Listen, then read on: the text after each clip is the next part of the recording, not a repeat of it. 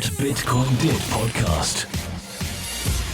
Hi there, how are you all? Welcome to the What Bitcoin Did podcast, and this week I have a fascinating interview with Nic Carter from Castle Island Ventures, but firstly I have a message from my sponsors. So first up is Hedera Hashgraph, who will be hosting an international hackathon starting this Monday, October the 15th. Winners will be awarded a combination of cash and Hedera tokens and the potential to have their project incubated and deployed on the Hedera Hashgraph public network. The global winning team will be awarded $50,000. First place regional winning team will get $10,000 and second place $7,000 and a third place of $3,000. Very exciting stuff there. The Hedera 18 Hackathon is the first global decentralized hashgraph hackathon, bringing together developers from all around the world, and will be hosted in Dallas, San Francisco, London, Paris, Tel Aviv, Moscow, Bangalore, and Singapore. This two-day hackathon starts at 8 a.m. local time to each region and finishes at 6:30 p.m. the following day. Featuring teams of up to 10 people, each team will work on building next-generation decentralized applications that showcase the power of Hedera Hashgraph's practical micropayment functionality. For more information and to see if there's an eligible city near you, visit www.hedera18.com/hackathon. That is www.hedera18.com/hackathon. And next up, my regular sponsor BlockFi. They can help you use your cryptocurrencies without having to sell. If you're trying to buy a house, maybe you want to fund a business or even pay off your taxes, you might be faced with the choice of selling your crypto. But with BlockFi, you can keep your crypto and still pay for those outgoings with a crypto-backed loan. You can use your Bitcoin or Ether and get USD funded directly to your bank account. And with loan sizes ranging from $2,000 to $10 million, BlockFi is perfect for supporting financial goals of any size. And they have created a special offer to the listeners of my podcast. If you sign up at blockfi.com/whatbitcoindid, you can get $25 in free crypto added to customer collateral for loans under $10,000, or $50 in free crypto added to customer collateral loans over $10,000, and applying takes less than 2 minutes. Okay. This week's guest, Nic Carter. If you don't know him and you didn't see his presentation from Honey Badger Conference, then I recommend you go and check it out. I've included a link to it in the show notes. After I watched it and reading about the investment thesis of Castle Island, how they make equity investments in companies building on public blockchains, mainly Bitcoin, I thought Nic would make for an interesting interview. And also, if you haven't read the Union Square Ventures article this week on the myth of the infrastructure phase, then I recommend you do. I've included a link to that in the show notes as well. It was good timing, as I had a whole bunch of things I was struggling with, things I wanted to ask Nic. Being a skeptic, I thought he would be a good person to run these by. We cover a lot. We go through the obsession with blockchains, on-chain governance and where it's relevant, and is the Web3 stack really a thing? Will we have this future web stack built on a decentralized infrastructure? We also touch on Bitcoin. I asked Nic about the realized cap measure he presented on at Honey Badger. We talk about mining centralization, and we also talk about the risks of base chain privacy with Bitcoin. A couple of updates from me. You may have seen me mention it on Twitter or a new show in your feed. I have allowed the Free Ross campaign to distribute their mini-series Railroaded via my podcast. Obviously, the story of Ross Ulbricht is important to me, and I want to help them in any way I can. So please do listen, please do share it out, and please do sign the petition if you haven't. There's a whole bunch of information about the campaign in the episode show notes, and I've created a page for the series on my website. So if you head over to www.whatbitcoindid.com/railroaded, you can find out more information. Also, I've been going back to my advertising roots. I've been writing a few pieces about that. If you go to my Medium page, you will see there's a couple of articles. One is titled "We Need to Talk About Crypto Marketing," and one is talking about the decentralized threat to advertising. I'm just trying to have a look at the cross-section between advertising and decentralized technologies and a private web. So please take a look. Let me know if you've got any questions. I'm working on a marketing blueprint for the private web. If you want to help, give me a shout. And lastly, I'm going to be moving to a twice a week show soon. I've got a whole bunch of interviews lined up, so going to be pretty busy, but I hope you all enjoy that. Okay, so please support the show. There's a bunch of things you can do. Firstly, you can become a patron. I've got 19 now. I'm so grateful for this. I kind of had this target, which if I hit, I would go to a twice weekly show, but I'm just going to do it now anyway. But patrons help. So if you're interested in supporting the show, if you want to get the shows early, I do release them early to patrons. And if you want to help me start preparing some of the frameworks, then head over to www.patreon.com/whatbitcoindid. And please give me a shout if you have any questions. You can leave me a review on iTunes. If you think I deserve 5 stars, that is excellent. You can subscribe to the show on iTunes. I found out that actually helps with your listings. I didn't know that. You can follow me on social media. I'm on Twitter, I'm on Instagram, I'm on Medium, I'm at What Bitcoin Did on everything. You can check out my website at www.whatbitcoindid.com. I'm trying to make that as useful as possible. You can sign up to my newsletter, 2 emails a week at the moment. You get one about the show, and you get another one which is a summary of all the other best podcasts I find in the space. And you can share this show out with your friends and family. Okay, I'll shut up now. On to the interview with Nic. I hope you enjoy it. If you have any questions, feel free to reach out to me. I pretty much respond to anyone, and my email address is hello@whatbitcoindid.com. Good evening, Nick. Thank you for agreeing to come on the podcast. How are you? I'm doing great. Thanks for having me on. I've listened to a couple of your previous interviews and the origin stories out there, so I'll share that in the show notes and I won't cover it again. But I would like to know a little bit about Castle Ventures. Can you give me the origin story of Castle Ventures and then also talk to me about your investment thesis? Sure. Yeah, I'm glad you're sparing your listeners my very dull origin story. So we'll cut right to the chase. Castle Island is a place in South Boston. It is not a castle and it's not an island.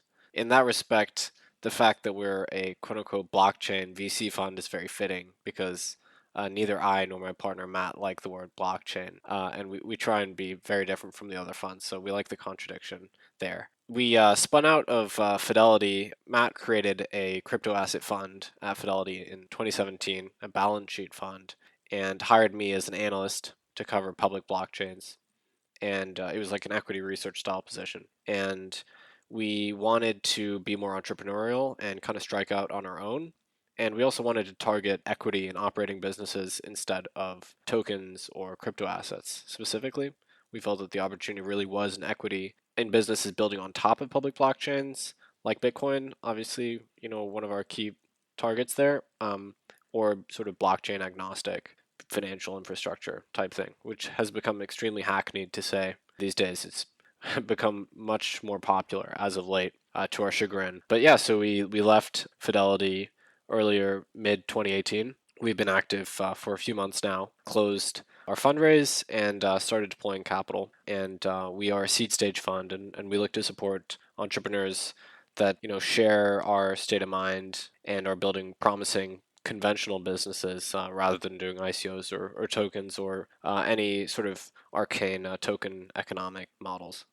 And therefore, you're also avoiding the volatility and ridiculous nature of token valuations and some of the, because we've seen some quite big falls for funds this year. I think Pantera just recorded like a 72% fall this year. I guess you don't have to worry about that so much.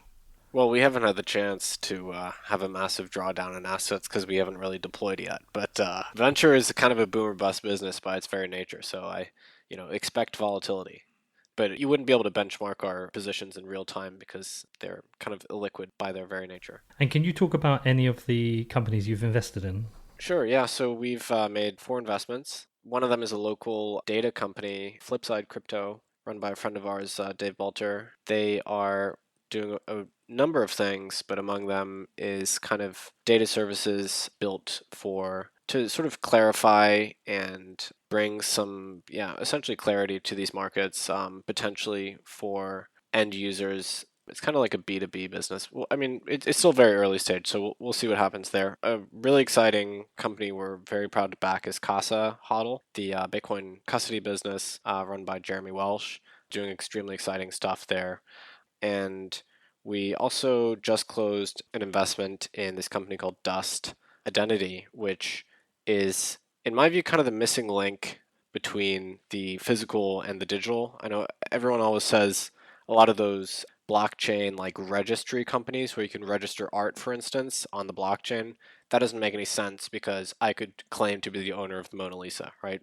So Dust is a company that takes industrial diamonds and repurposes them, so waste diamonds essentially, so like really tiny ground up particles, suspends them in kind of an epoxy solution, and you can paint like a square millimeter of this solution onto a physical object. It dries, and then that diamond configuration essentially acts as a fingerprint, which cannot be easily faked. The bit space is something like 2 to the power of 260. So it's a very, very precise fingerprint. And then what you do then is you take that fingerprint and you can insert it into any public blockchain you like, maybe using open timestamps or something.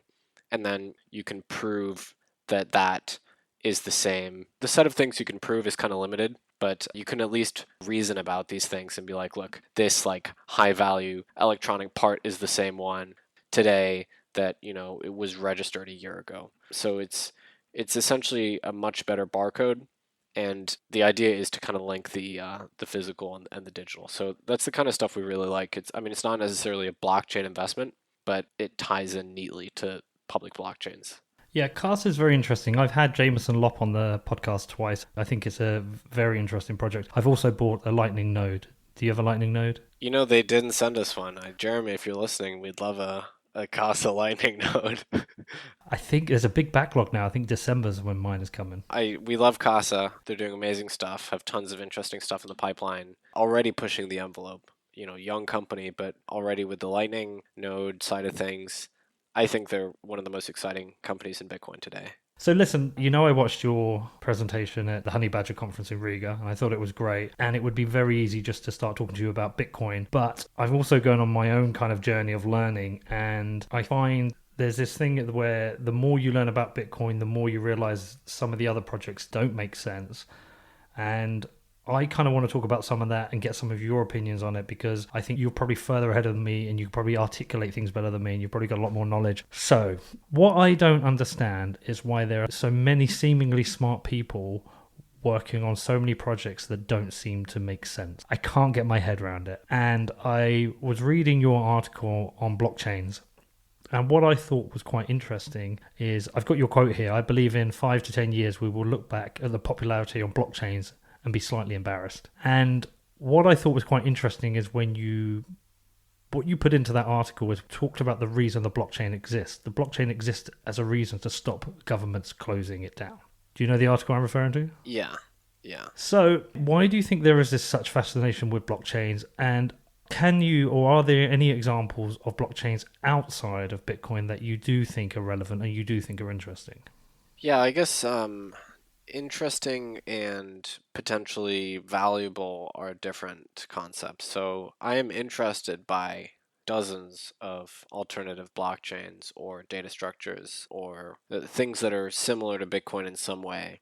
I don't even know if blockchain is the right word. I hate that word. But, how many of them I think are going to actually arrive at some sustainable long-term value where people treat them as a valuable instrument, a quasi-equity-like or commodity-like instrument that stores billions of dollars in value. I haven't really seen the case made for anything other than probably Bitcoin right now that I believe in. So I'm definitely, on the more skeptical side of things. I'm closer to a no coiner than a multi-coiner, right? I believe in right now is only one, really realistically speaking, one large public blockchain that I think will actually credibly retain significant amounts of value for the foreseeable future. And I struggle to see how any of these other things will accumulate value. But to answer your question, why are blockchains so popular? I do think that this whole industry has been warped by the Bitcoin experience, which is not just generational, but whatever a larger, more zoomed out version of generational is. An event that happens once in every 100 years or so, which is people begin to lose faith in the global reserve currency. Right now it's the dollar. And start to question, do things always have to be like this? Do we always need to live in this kind of regime? Is the global hegemon as powerful as we thought they were? Are things going to change? And, of course, the previous time that occurred was around World War One, when the British Empire was displaced and the US kind of stepped in, and the pound was obsoleted as the global reserve currency and the dollar kind of stepped in there. I think we're in the midst of a shift like that. I don't think we've identified what the next asset is, but I think Bitcoin kind of has the potential to at least fill part of that niche. And since we're in this monetization event for Bitcoin, obviously the returns have been absolutely insane, and everyone witnessed this. And this completely colored their perception. And they decided, wow, whatever the essence of Bitcoin is, I need to distill that and put that in a bottle and apply it to my thing. And if I can do that, well, if I can only do that half as well as Bitcoin, I'll have half the returns, right? But that to me is a fundamentally fallacious way to reason. And more to the point, I think most people have misunderstood what the essence of Bitcoin is and misunderstood the likelihood of it being repeated as a monetization event. And actually, probably Ethereum, the success of Ethereum is also fuel to the fire here, because people thought, well, Bitcoin can be repeated. Look at Ethereum. And then that line of reasoning was applied to dozens and dozens of other projects. But the point I make in the article is blockchain is a word that refers to the data structure. In my view, the data structure is only a tiny part of what makes Bitcoin such an elegant system. The other part is the predefined intersubjective consensus that we all abide by, the kind of P2P network governance that Pierre Richard talks about, the hardness, the difficulty of being a validator, which makes the monetary economics kind of fair, which means that miners don't necessarily have a huge advantage in the system. They can't really perform seigniorage because it's very costly for them to propose blocks and so on. Those are all things that are missed out when you reduce Bitcoin to just the notion of a blockchain. So, I like to kind of assume that people generally have good intentions and they're just sort of a little bit misled or maybe a little bit confused. I am puzzled every single day of my life by the willingness of entrepreneurs or programmers to spend so much time on things that will obviously fail in the long term. And just today, we're seeing news about the hundreds and hundreds of SEC subpoenas to ICOs go out. I think virtually every ICO is going to end in tears. And people have put thousands of hours and they've put the best of intentions into their ICOs, but they're pretty much going to be defunct in 12 to 18 months' time for the most part. So I do talk to entrepreneurs every day that tell me, well, why am I even bothering with a equity raise when I could just do an ICO and raise a ton of money and have it be non-dilutive financing? And I'm rambling a little bit here, but I think the 2015 to 17 kind of ICO mania left this idea in a lot of heads of founders that they didn't need to bother with equity anymore. They could just go for the easy way out. And unfortunately, lots of people went for that. And now they're stuck building these blockchains that'll probably never come to fruition. But yeah, it is really, I don't actually have a good answer. It's one of the abiding mysteries that we're going to be grappling with for years and years. Why did blockchain, the notion of a blockchain, on its own become so popular? And why did we think that it could be applied to every conceivable problem? I guess a combination of entrepreneurial spirit, a little bit of greed, probably some people, like you said, with good intentions. I know when I first started investing, I couldn't really tell the difference between Bitcoin and Ethereum too much. They both seemed interesting. I had no background in monetary policy or economics. I worked in advertising. It all kind of seemed interesting, and only in doing 10 months of podcasts and reading endless articles, preparing for interviews, some of it starting to make sense. And I think perhaps people just don't realize they don't have maybe the educational background of someone like your Pierre, or haven't spent the time dedicated to learning about it. So they live in this fallacy with this belief that it can be repeated, and only when it does fail will they realize. Well, I don't want to label people that disagree with me as fallacious. I think there's a lot of different ways to disagree with me. So things I think are acceptable beliefs to hold are that maybe we'll have 5 or 6 major public blockchains that succeed and coexist and interoperate, or maybe the thing that matters the most with a programmable money is not the money side, but the programmability side, in which case you might be more of an Ethereum believer. Or maybe you believe that the state really does have the power to shut down these things, in which case you'd be averse to the whole system. So I think there are lots and lots of very reasonable ways to disagree with me. However, I do think that it's like sort of unforgivable to kind of steal Satoshi's verbiage, like his words, like the blockchain, and apply it to things that have absolutely nothing in common with Bitcoin in any reasonable way whatsoever, and use that as marketing and PR, which is what a lot of corporations are kind of doing cynically. And that's part of the reason why I wrote that article. Like, if you want to build a ledger with certain immutability or reliability characteristics, go ahead, but those things don't look anything like Bitcoin really. So why would you borrow the blockchain for your branding? It doesn't make sense to me. I would just prefer that they were more honest about the things they were building. Probably for cynical reasons. It did make me laugh with the strawberry provenance on the blockchain, because I was looking at thinking, yeah, I understand why they think it's a reason, but it doesn't make any difference because it's just a database record in the end. That IBM essentially controls entirely. And even if they were to create a consortium database or something, that is interesting and like very useful in many cases, right? That's kind of what Swift is, and that's like how Visa began. So that is very useful if you want to have a consortium that's co-managed by lots of different institutions that don't necessarily trust each other but trust the rules of the system. But you don't have an open validator set, and that's in that context. So you don't really need to go for the trade-offs that a Bitcoin does. So yeah, that was the point I was making in the article. Did you read the Union Square Ventures article about the myth of the infrastructure phase that came out this week? Certainly did, yeah. I tell you what I found very interesting about the article is that it was almost like saying Bitcoin has done the right thing. If you read the article, you can then pretty much apply what they're saying to what's happened with Bitcoin is people are building apps, are interfacing with the protocol, and the protocol is coming under strain. Therefore, upgrades are proposed for the protocol and the developers work on them. And the infrastructure upgrades tend to be a reflection of what's being built. Whereas you then look at everything else and you look at some of the funds of what they're investing in, and it's all infrastructure without the apps to support it. That article I thought it was actually fairly well done. I think I publicly took exception to the fact that they mostly focused on Ethereum and didn't touch on Bitcoin, which I thought was maybe a little bit unfair. But yeah, maybe the infrastructure application distinction is a little bit arbitrary. So I probably roughly agree with their thesis. And we like to say we're in the infrastructure phase or the application phase, but Bitcoin is going to be in the infrastructure phase for like the next 15 years, probably. We're nowhere near the final product, and same with Ethereum. Ethereum is, moving to 2.0. So I'm still a little bit hesitant about a lot of the applications of quote unquote blockchain or public blockchains. I haven't seen a ton of evidence that there are end user applications that work, that make sense, aside from the core application, which is saving money and transmitting money, which has been done very well by applications or intermediaries like Coinbase or Zoppo or Square for the last few years.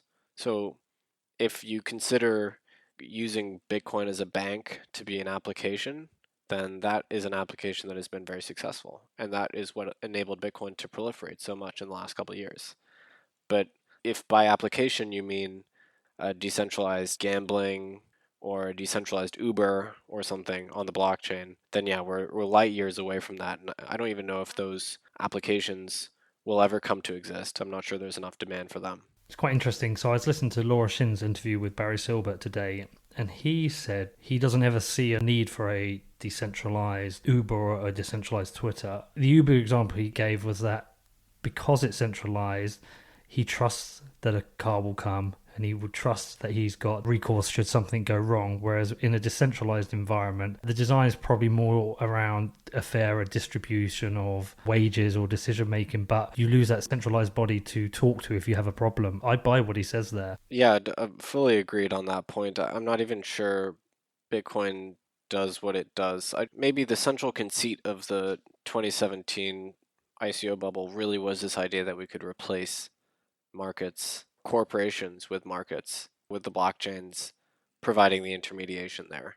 We don't want things to be trustless in our everyday lives. That's kind of an insane state of nature kind of way to be, which is very Hobbesian and unpleasant, I think.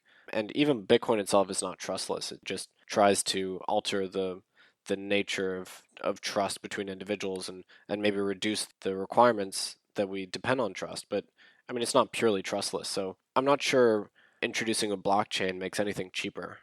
I'm not sure it introduces efficiencies anywhere. And with an Uber, it's a two-sided market, of course, but there's a reason that you have an intermediary sitting in the middle of that.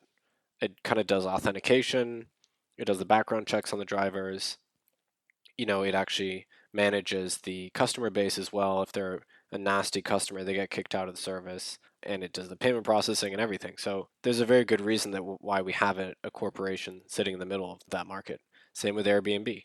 So when you try and decentralize all these services, you run into issues of identity, vetting the entities in that market, and all those things would be solved if you just ended up relying on a trusted third party. And I think this isn't exactly a new thing to say, but money might be the only case where you desperately need to radically decentralize the set of people that can create it and the set of people that have influence over the creation schedule and so on.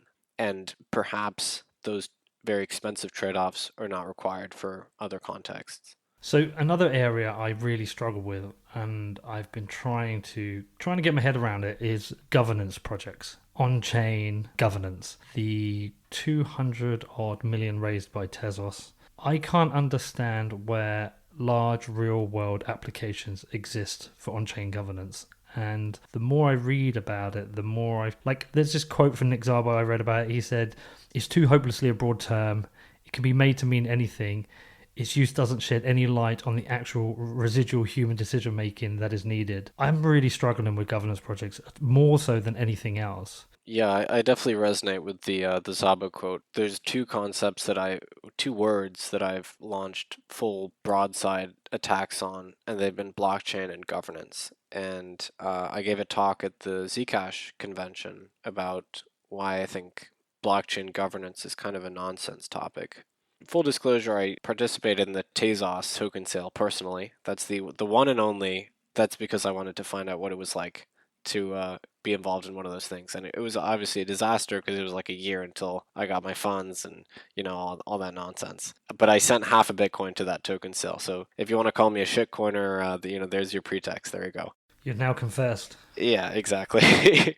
Yeah, so sometimes this industry feels like a huge cargo cult, right? It feels like people with no groundings in the topics that they are self-professed expert on, opining on things that they have no business kind of getting involved in, and probably governance being designed by computer scientists when it is a body of work that it should probably be assigned to the political philosophy, I think is typical example of that. It feels like an extreme cargo cult to me. In particular, the notion that EOS, for instance, had, just to pick an example, had like better governance than Bitcoin. To me, that just smacks of project never really understanding Bitcoin's governance model because it takes a lot of time to understand. It's difficult. And I would say that the on-chain governance kind of phase was one grounded in a misunderstanding of why we even created blockchains in the first place. And the difficulties of managing relationships between thousands and thousands of dispersed people worldwide.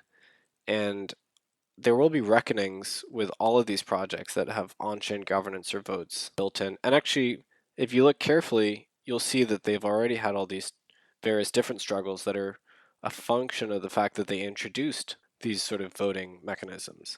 So like Dash, for instance, if you have a central pot of money, which can be assigned by a plutocratic vote of a few token holders, you then have a situation where you have kind of professional siphoners that just play politics and get close to the people assigning votes in that system, and at a relatively little cost can extract money from that fund. And if you look carefully at the dynamics for any project where there is a fund, you'll see that most of the outflow from that fund is going to a fairly small set of individuals. So you haven't solved anything in that case.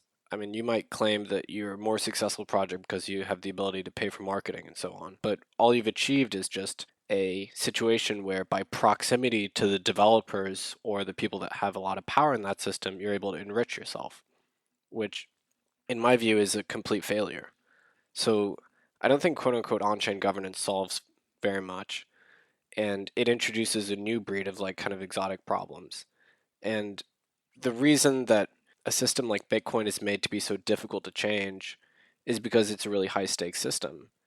And nobody should have the right to apportion themselves an unfair percentage of that currency. And Satoshi himself, threw away his right to be apportioned a disproportionate percentage. I mean, assuming you believe that he doesn't intend on using his Bitcoins. And one thing that I think is different between Bitcoin and other protocols is that the core developers of Bitcoin do not have the ability to assign themselves an unfair or larger fraction of Bitcoin than everyone else. But the core developers of protocols with on-chain governance plus shared pools of tokens that are controlled by the developers do have the ability to do that. So that's where I would say the key difference lies. And I'd say the governance challenges that Bitcoin has are challenges that every project has to grapple with, and introducing a vote doesn't fix that. What I'm struggling with these governance projects as well. So Tezos might have invested a huge amount of developer resource into building their on-chain governance systems, but like in my simple mind, where is the real use case here? Like where does this go from being a piece of software to something that is widely used? I can't think of myself of a use case apart from a posh voting system. Well, I guess if you think of blockchains as constitutions, the ability for that constitution to amend itself is kind of core because successful ones need to be adaptable and so on. So that's the intuition there. but it took us a really long time to find a successful federal republic model.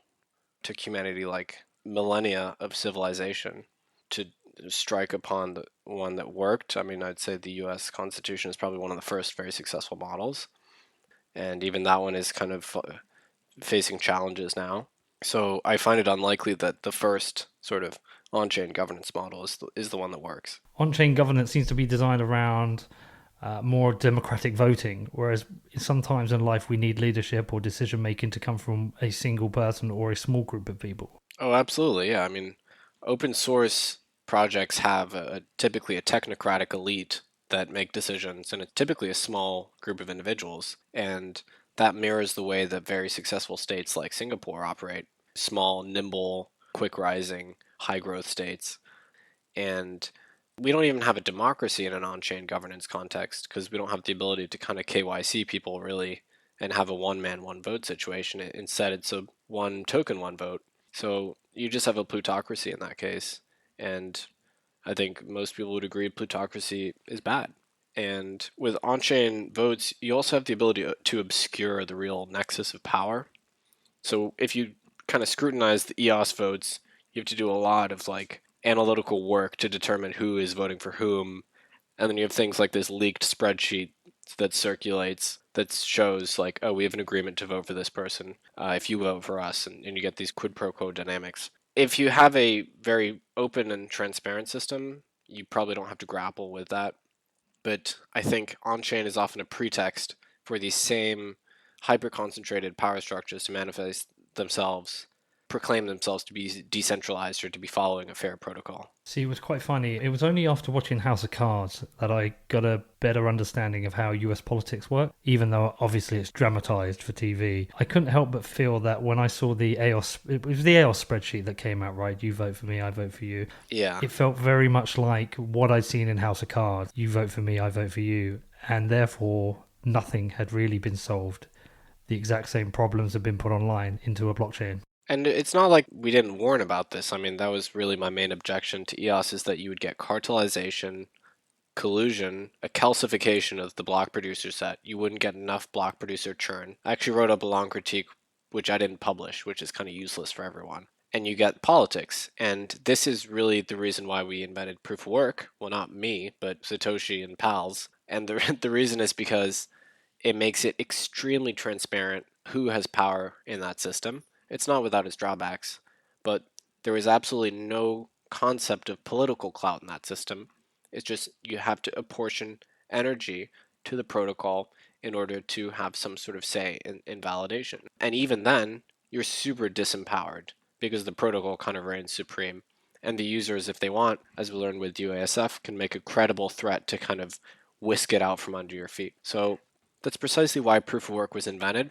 And to everyone that kind of says, oh, it's too costly, the externalities are too severe, well, I would invite them to contemplate the alternative, which is either a hyper-concentrated system where you just allocate power to a single mint or a single arbitrator, or a political system where the same work occurs, but it's just obscured and it typically works through the lens of politics, which is worse for everybody else. I much prefer transparency over politics, essentially, and that's why Bitcoin appeals to me. Okay, and then the last thing on my list that I've been looking at myself again recently is the Web3 stack. So the first time I came across this was an article by Carl Samani from Multicoin, and then I saw a slightly different take on it from Amber at Crypto Springs. I'm trying to understand this vision of a Web3 stack, which is a decentralized privacy web stack. I just can't see it happening myself. It feels like there won't be this decentralized Web3 stack. The technologies of decentralization and privacy will just integrate within the current web stack. And I'm really struggling to see why people have this vision of all these technologies all playing out to create this highly decentralized experience that exists either separate from, as a separate experience, or as something which is a successor to what we have now. Yeah, I haven't looked deeply at either of those proposals. I am fairly skeptical of the whole Web3 movement. My view on this is that The main problem that needs to be solved is everybody surrendering their data to these silos controlled by a few monopolists like Google or Amazon or Apple. And instead, we need a restoration of our own sovereign data. There's a lot of kind of conceptual challenges that need to be met before we can solve that problem. So yeah, I'm not sure I know enough about the Web3 kind of theme to opine deeply on it. But yeah, I think we have two key problems in the world right now within our small, narrow industry, one of which is building out a decentralized monetary system that can't be perverted easily. And the other one is building out a self-sovereign data system. And I think it's a little bit too early to be building out these models of stacks in a super confident way and assuming everything will interoperate and play nicely together, and also assuming that all these projects will succeed and realize the vision. A lot of it feels just probably too speculative too early. And my view typically is that this stuff takes a lot longer than we expect. It's taken Bitcoin 10 full years to sort of work the way we expected it to, for the two-layer system to actually meaningfully work. And it'll probably take another 10 years before I think we're satisfied with it, at least. It's kind of like, if we're in like 1993 and we're saying, well, we're going to have video messaging soon and we're going to be able to play poker together in World of Warcraft and so on. I mean, it's very fun to reason about this stuff, but probably too early. So the conclusion I came to, I was looking at it from a communications angle. The conclusion I came to, it is more about privacy and data. And then I started taking a look at the work that Tim Berners-Lee's doing with Inrupt. Have you seen that? Yeah, I like that a lot, actually. I mean, the kind of projects I like are ones that align with the idea that I just laid out, and those would be things like Blockstack or Urbit, for instance. I don't know if either of those will succeed, but that's kind of the broad thrust that or even something like Mastodon, which replaces the centralized model of social media with a federated model. It's not perfect, but that's kind of the world I want to gravitate towards. Are you using Mastodon? Yeah, there's a Bitcoin instance I'm on there. I looked at it and I just kind of had this, I kind of imagined it would be kind of a ghost town, but I might have to go and check that out after this. Okay, I know you've probably talked about this a bit recently, but I did really enjoy your presentation at Honey Badger and your talk on Bitcoin as an economic system. Can we talk a little bit about that? Can you tell me firstly where it came from, kind of the idea, the research, and then I think you should probably tell people about the conclusions you came to. You had the proposal for the realized cap and then the proposal for Bitcoin density, right? Yeah, my talk was a huge mess because it was a big brain dump of concepts that I'd been thinking about for the previous 6 months, and I hadn't had the opportunity to share it with anyone really. And so I was like, I'm going to try and pack like 15 concepts that I've been mulling over into a single 20-minute talk and see how people deal with that. And so then it's just a ton of not that related concepts just like bundled in together. Well, I thought realized cap made a lot of sense. That came through very clearly to me. Actually, I tell you the two things that came through very clearly to me. Realized cap, and I think the most important thing about realized cap is not how it reset the value of Bitcoin, is how it proportionally reset the value of everything else compared to Bitcoin. Therefore, you got a better understanding of the value of everything compared to each other rather than the value of Bitcoin on its own. Fully agreed. Yeah, that's also my takeaway from realized cap. And then when you start looking at the network, the thing I took away from that most of all was when you talked about how we have to be tough on the exchanges who are essentially guardians of our systems and protocols. So let's talk about realized cap. Tell me where realized cap came from, the process you went through to get to it. Yes, I will. Full disclosure, it was not my idea. It wasn't my idea. So stop attributing it to me. Pierre Richard came up with it. He asked me on Telegram if I could devise it for him, and I actually couldn't. I'm just the middleman on this one. And then I went to Antoine. I'm like, maybe Antoine can do this. I mean, I thought about it for like a month or so, and then I asked Antoine de Calvez, and he was like, yeah, I can do it, and he whipped it up in like 15 minutes. It was amazing. He's a magician. So then the real work there, I guess, aside from devising the actual data set, was explaining it and trying to make sense of it. So that was my sort of small contribution. But the idea was, I hate it when, and the Bitcoin Cash and the Bitcoin private case studies really make this very clear. I don't like it when projects play the market cap game. I've been banging on for a while about this concept of using CoinMarketCap as branding for your project, trying to get like a vanity spot high up there on CoinMarketCap. And one thing that I identified was gaming that metric by playing the market cap game. You airdrop to kind of larger chain, and then almost none of that airdrop is claimed in the case of Bitcoin private. And then it looks like your market cap's 2 billion when in fact only 5% of those coins are liquid. So it makes absolutely zero sense. So you have a super low float, and it makes zero sense to call that whole thing the market cap. So that was kind of the conceptual inspiration. And that was the point I was trying to make, is that we have this rich set of on-chain data. Why are we not using that to take an empirical view of the actual liquid cap, right? The circulating cap. And then realized cap automates that whole process, because you could do this in an idiosyncratic way. You could be like, well, there looks like there's like X many million Bitcoin caches are active and X many million Z caches are active.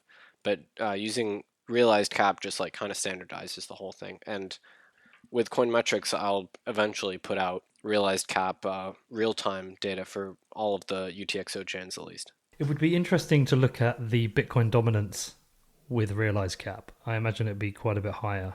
I don't know. You get interesting results. I'm not sure realized cap is actually that valid for some smaller chains that don't have a lot of turnover, because you kind of need a lot of turnover for it to make sense and be reactive.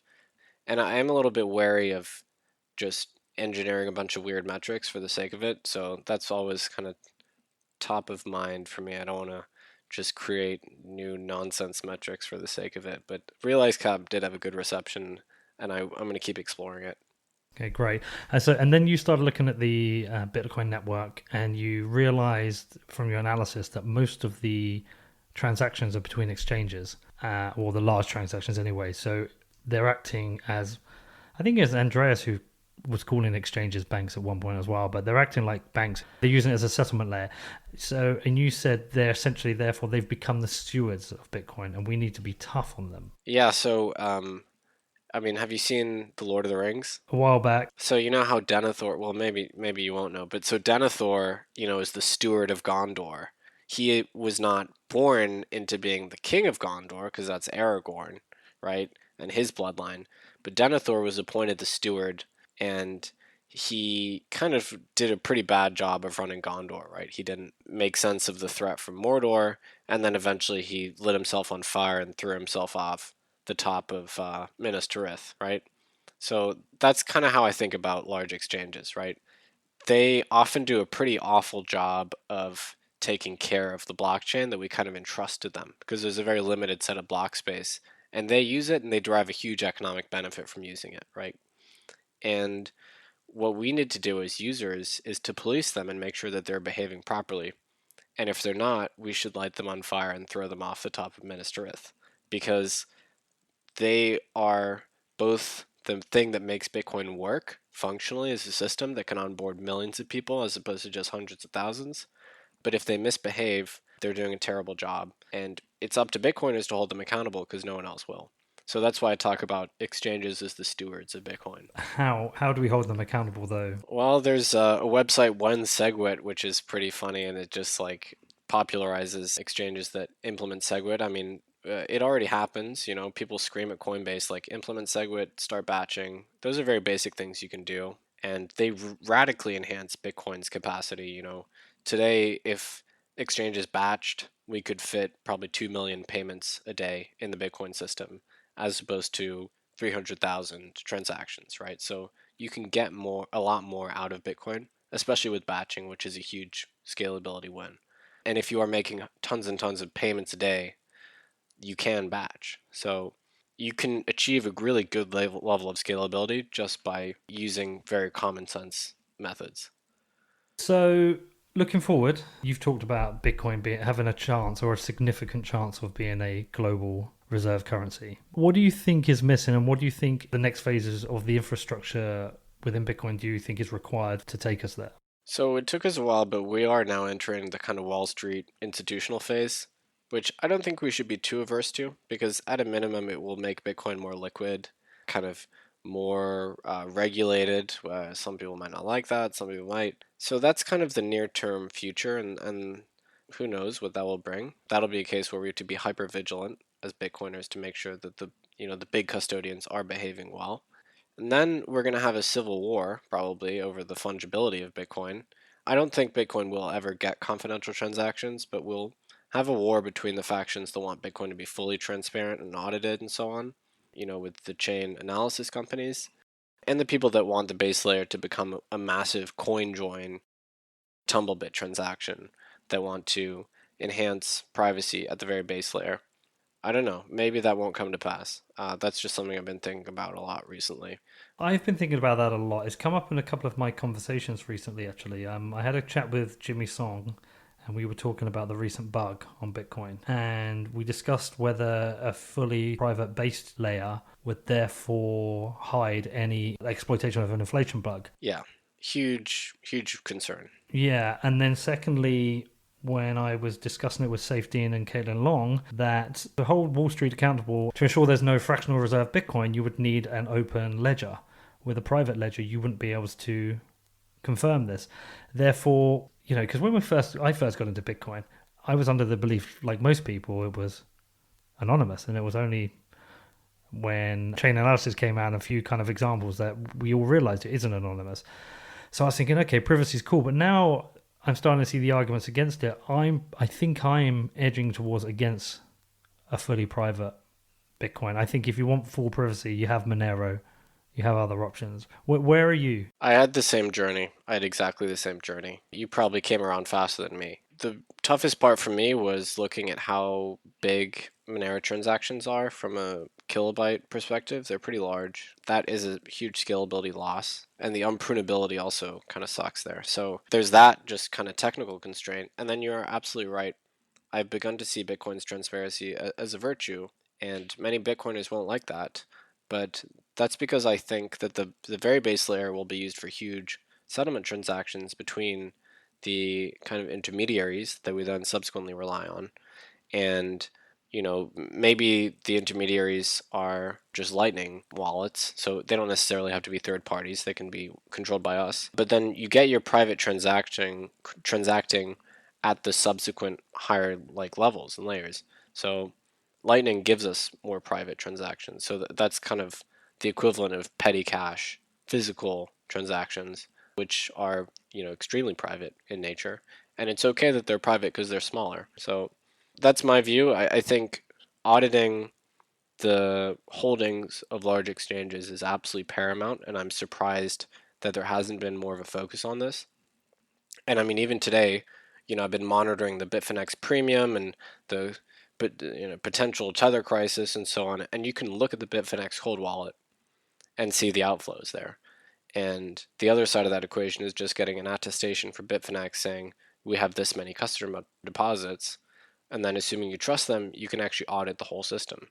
That's beautiful. We don't have that in conventional finance. That's something new and interesting. So I think we should probably try to preserve that. So I do think it's very unlikely we'll get confidential transactions at the base layer anytime soon. It was only when it was explained to me, by Safe Dean, when he talked about that you need to be able to audit these institutions. You need to be able to hold them accountable. And if you don't have a public ledger, you can't do this. So no, I'm fully with you.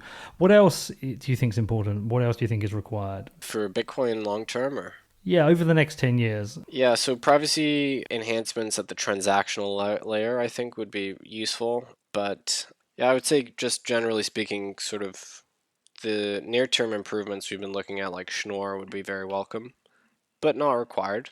And I would say in terms of infrastructure or operating businesses, one thing I've been saying a lot recently is just a more diverse set of exchanges. In particular, like peer-to-peer exchanges that can't necessarily easily be shut down by the state, right?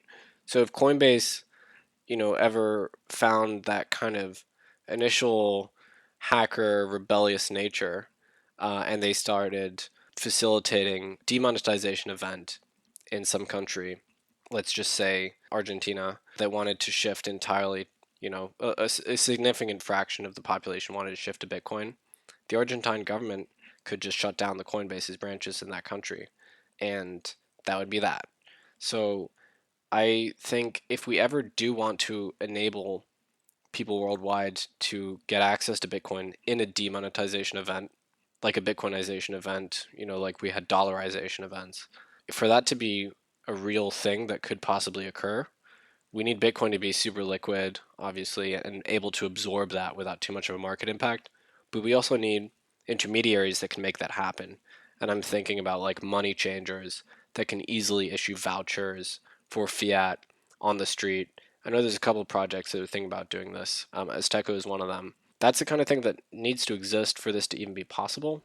That needs to be widespread, and I think we're still some ways away from that infrastructure being a reality too. And my last question relates to mining. Somebody asked, well, quite an aggressive tweet today about mining. This is to me and Ryan Selkis regarding the centralization of mining in China and how this is a huge risk for Bitcoin. Yet it doesn't seem to be something that hugely concerns well-versed Bitcoiners, articulate people like yourself. How do you feel about mining at the moment, and how do you feel about the fact that I think it's 4 of the 5 or 5 of the 6 pools are in China? Pools I'm not worried about because pools consist of individuals who can withdraw their hash power at any time. So the supposed pool ability to influence Bitcoin is minimal. If a pool starts misbehaving, the contributors of that pool would leave. So I think it's like borderline fallacious to look at pools as single power structures. They are just repositories for many single decision makers. So that's that. I was definitely concerned that there would be a single monopolist manufacturer of ASICs, because then they could, in theory, be compromised in some way. Maybe the Chinese government could pressure them into inserting a backdoor, which, and then a bug, which would be difficult to recover from. And, many of us predicted this as well, that mining hardware would become more commoditized, that industry would become more competitive, which is just the normal thing that happens to firms and markets where margins are very wide and barriers to entry are low, or medium, I'd say, in hardware manufacturing biz. That happened, so Bitmain's advantage was definitely eroded. Their best chipmaker team left. Now you have WhatsMiner, eBang, Avalon, Bitmain all competing. So it's not perfect, of course, but the hardware market is definitely becoming more and more decentralized. It doesn't need to be perfectly decentralized. All you need is that there are a bunch of hardware manufacturers that's not dominated by a single entity. As far as the actual locations of the Bitcoin mines goes, yeah, I would say that's actually a concern. I don't believe that we've invented a better system than proof of work yet, so I don't think it's kind of existential concern or reason to move over to something else. Like, if the choice is between somewhat jurisdictionally exposed proof of work and pure politics game delegated proof of stake, I can tell you what I prefer. So it's all about trade-offs, right? You can't just look at these things in isolation. And, I think China's hostility to Bitcoin has meant that a lot of miners actually migrated out of there. It's hard to get data on this because miners don't like to say where they are or what they're mining with or what they're doing. So there's no good reliable data on this, but I think we do know that there was an outflow from China for a lot of miners in the last year or so. And I think as the mining industry becomes more sophisticated, it will start to uncover these kind of stranded energy assets. So the big mines, which were off the grid, is one case. Now you have cases of solar farms. There's one in Morocco, which is off the grid, which, to monetize itself in the early days of its operation, it plans to mine Bitcoin. I don't know if that's actually going to happen or not, but there's definitely a Bloomberg article about that. And then you have stuff like Steve Barber's company, Upstream Data, which captures methane released by oil wells in Canada. And the methane would otherwise be vented, and what he does is he turns the methane into electricity and then mines totally off the grid with that. So, this is like the kind of innovative outcome of having a global buyer for energy, which doesn't care about your actual jurisdiction. What you have is these stranded assets that get unlocked. And I think that's kind of the trend. I'm not saying all Bitcoin is going to be mined with solar.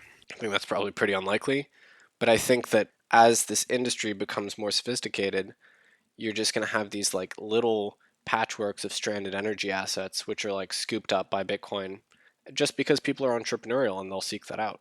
So the future for the dispersion of Bitcoin mining, in my view, is very, very bright.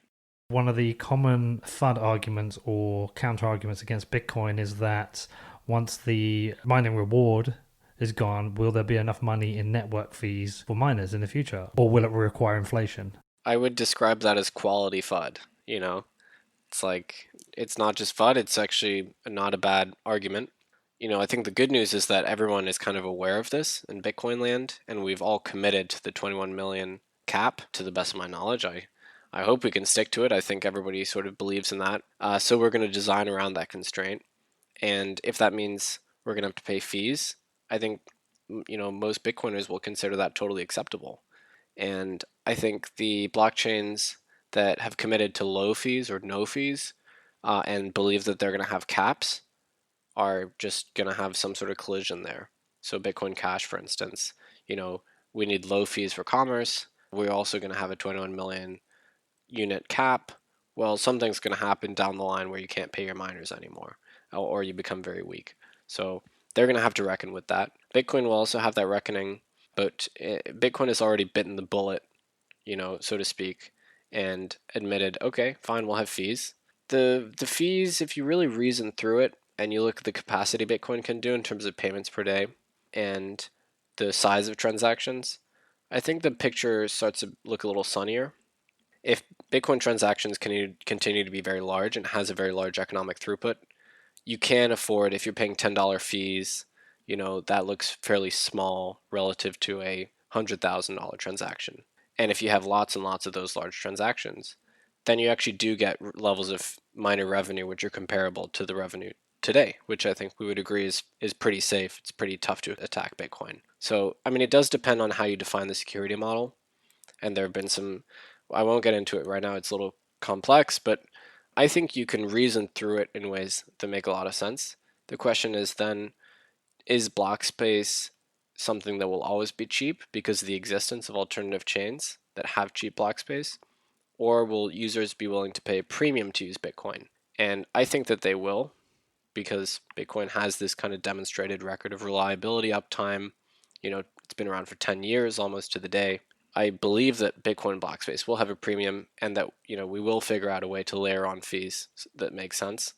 But it is still definitely an open question. Well, I think back in January, was it January or December, I think I was paying sometimes $30, $40 for Bitcoin transactions, and I wasn't too bothered. It was annoying, but relative to the size of the transaction, it was quite small. I guess it requires a good second layer for the cheaper, smaller transactions and the micro transactions, right? Yes. The way I think about it is if you have a functional second layer, you can amortize thousands or millions of individual transactions into one super large settlement transactions, and then the per fee, the per transaction fees start to look really small, even though the base layer transaction did have high fees. So if you got a new Medium post or a presentation coming? Nothing as well, sufficiently developed. Take a little break from the blog post for now, but it's definitely something I'm thinking about. I think Bitcoiners should trust that people smarter than myself are also thinking about this too. So it's not that core devs have abandoned the concept of the fee market. It's just something that's being pondered right now.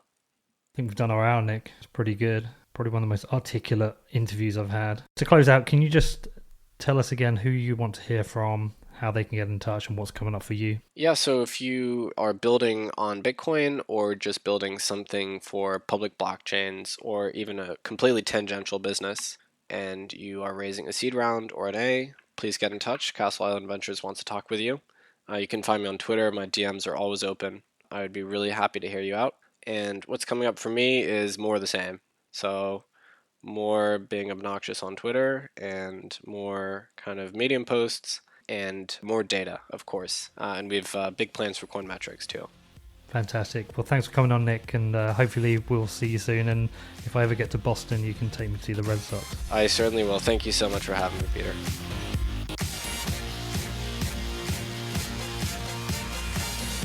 Okay, so what did you make of that?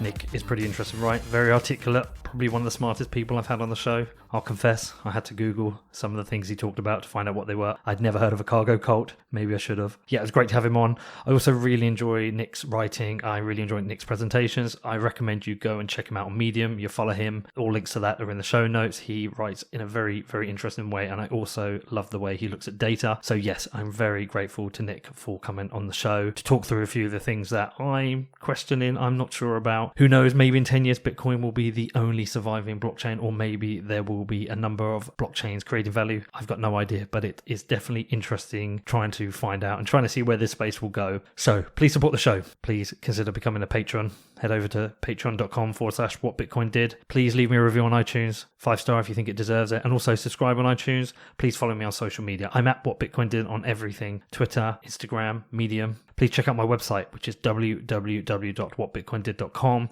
Sign up to my email list, and please share this out with your friends and family. And if you want to get in touch, if you've got any questions, feel free to reach out to me. I do reply pretty much to everyone, and my email address is hello@whatbitcoindid.com. I have 3 interviews being conducted next week, preparing to go to twice weekly. One of them is an absolute cracker, so I'm looking forward to getting that out.